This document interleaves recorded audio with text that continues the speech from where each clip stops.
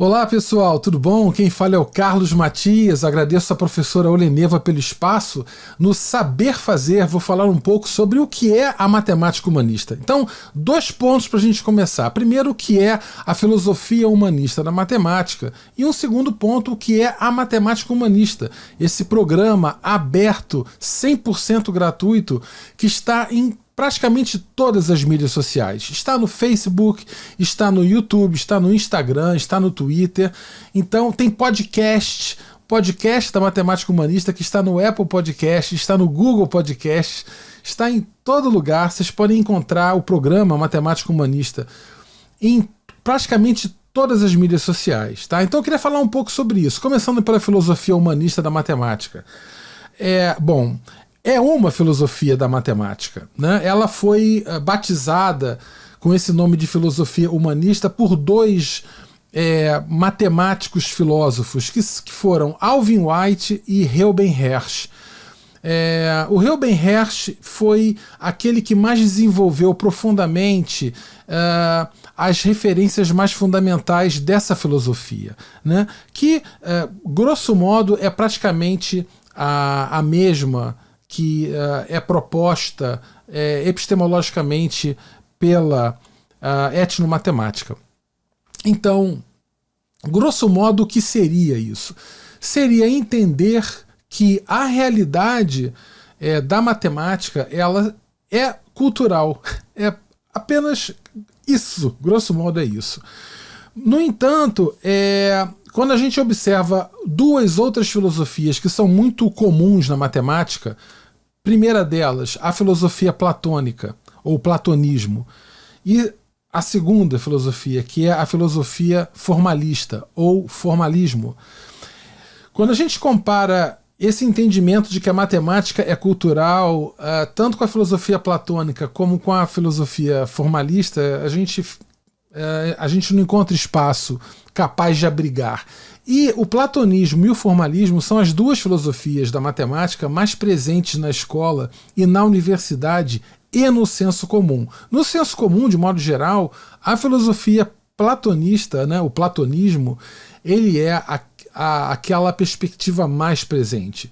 Que perspectiva é essa? De que a matemática ela é uma lei do universo, é um conjunto de verdades que é anterior ao homem. Quer dizer, a matemática é uma lei perfeita que não depende do homem, ninguém cria nada, ninguém inventa nada. A gente descobre objetos que já há, né, em algum mundo ideal, algum mundo que está ali em cima, que independe do nosso.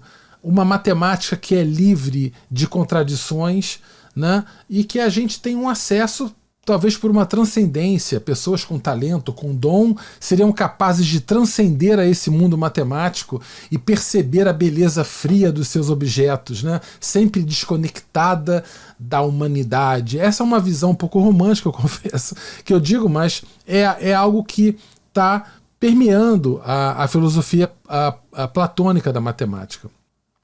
A filosofia formalista, por outro lado, está um pouco mais presente na universidade. É uma filosofia do final do século XIX, início do século XX, e que trata a matemática como sendo um grande jogo manipulativo, um jogo lógico-dedutivo, uma construção em que você parte de um conjunto inicial de axiomas ou postulados fundamentais, e aí você tem uma regra, uma lei, uma meta matemática, uma lei que regiria esses encaminhamentos lógico-dedutivos. E a matemática seria essa construção, então, feita dessa maneira. Também esvaziada de toda a humanidade, né? Então, isso me incomodou muito, porque eu vejo que todos nós fazemos matemática, todos nós respiramos matemática diariamente. É algo democrático, é algo inevitável, é algo que nos inclui. A matemática, justamente por estar em todas as mãos, ela é democrática, ela é inclusiva. E quando eu percebo essa matemática descolada em um mundo ideal, um mundo externo, ou um mero jogo manipulativo, isso me tira de cena, tira você de cena, tira os seus alunos de cena, tira as pessoas de cena. É algo que é, de uma certa maneira, excludente, né? Eu não estou dizendo aqui que pessoas que tenham um entendimento platônico da matemática que sejam pessoas mais, não, nada disso, muito pelo contrário, né? Há excelentes e grandes matemáticos que foram platônicos, grandes matemáticos que foram formalistas, né? E que são formalistas. Não é isso. O que eu digo é que não é uma visão que estava em sintonia com a minha forma de perceber, de estar próximo das pessoas, né? Quando eu ensino, o foco é o estudante, é a aprendizagem do estudante. O foco, para mim, é o outro. Então, eu não conseguia encontrar um espaço com o outro nessas duas filosofias. E quando eu conheci a etnomatemática e a filosofia humanista da matemática, em que o Ruben Hersh propõe isso em 2001, tem um livro muito interessante dele chamado What is Mathematics Really? Vocês devem conhecer, pessoal que não conhece. Quem quiser conhecer, a Matemática Humanista tem um site, www.matematicahumanista.com.br. Você pode dar uma olhadinha lá no site, tem uma lista desses livros, está tudo lá. Vocês podem conhecer, ver todos os vídeos do programa e tudo mais. Então, esse foi um livro importante, né, que o Ruben Hersh fala sobre a matemática humanista de uma forma... Isso me impactou profundamente, né? Me impactou profundamente. E aí, devido a esse impacto e pela falta de espaço na universidade para eu poder encaminhar algo que incluísse a dimensão humana. Quando eu falo da dimensão humana, eu falo as questões e aspectos estéticos, psicológicos, sociológicos, antropológicos, né, filosóficos. Isso não há muito espaço na universidade, infelizmente, para nós discutirmos isso dentro de centros de matemática, por mais contraditório que isso possa parecer. Essa fratura entre as ciências humanas e exatas, de uma certa maneira, está presente na universidade, é refletida na universidade. Então você não consegue ter um diálogo muito grande, articulando essas áreas, pelo menos dentro da matemática, quando você fala de psicologia, quando você fala de um aspecto algo mais psicológico ou pedagógico, isso fica um pouco mais periférico, mais desconfortável para as pessoas. Isso é uma coisa que me incomodava muito. Eu acho que isso não há como eu falar em matemática sem incluir as pessoas, os desejos, né? Tudo em matemática nasce de uma necessidade compartilhada por um grupo, né? E nasce e de uma certa maneira se estabiliza ou se encerra, se for o caso, em algum momento em que aquilo que se obteve foi suficiente, aquilo deu conta de resolver o problema de maneira satisfatória. E esse entendimento do que é necessário, do que é suficiente, são entendimentos socioculturais, são entendimentos históricos que variam no tempo, né? O rigor matemático varia no tempo.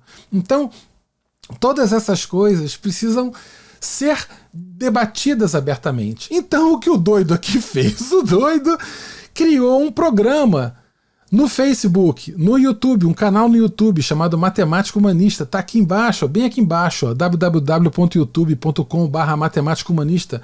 E tem inúmeros vídeos, entrevistas, falando sobre essa perspectiva da matemática, né? Então, simplesmente eu precisei encontrar esse espaço para desaguar, para botar para fora toda essa minha urgência, essa necessidade de incluir a pessoa, de incluir o outro, de incluir você que me assiste.